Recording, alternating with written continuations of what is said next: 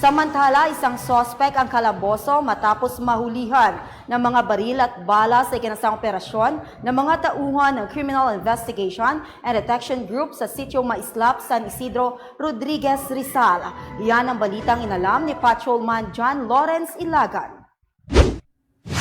Arestado ang isang individual matapos masakote ng CIDG Rizal PFU at kapulisan ng Rodriguez MPS sa bisa ng search warrant dahil sa pagkakaroon ng mga illegal na baril sa kahabaan ng Sitio Maislap, San Isidro, Rodriguez.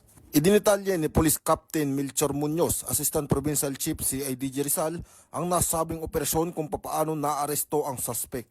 In-implement namin ang search warrant for violation ng RA 10591 laban kay Bonifacio Sibilia sa kanyang tahanan na matatagpuan sa Barangay San Isidro, Rodriguez, Rizal at nagresulta ng pagkumpiska ng iba't ibang uri ng baril at bala.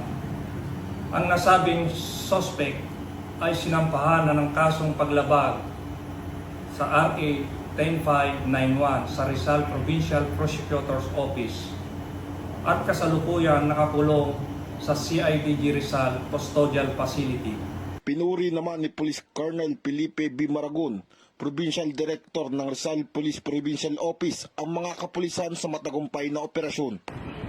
Pinupuri ko ang ating kapulisan sa matagumpay na resulta ng operasyon. Ito ay dahil sa proper coordination at kooperasyon ng iba't ibang unit upang makamtan natin ang layunin na mapanatili ang kapayapaan at maipatupad ang batas sa probinsya ng Rizal.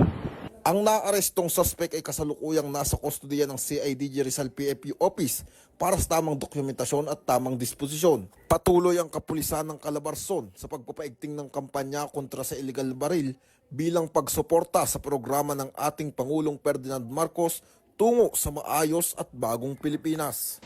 Mula dito sa Calabarzon, ako ang inyong PNN correspondent, Patrolman John Lawrence B. Ilagan, alagad ng batas, tagataguyod ng Balitang Pulis. Maraming salamat, Patrolman Ilagan.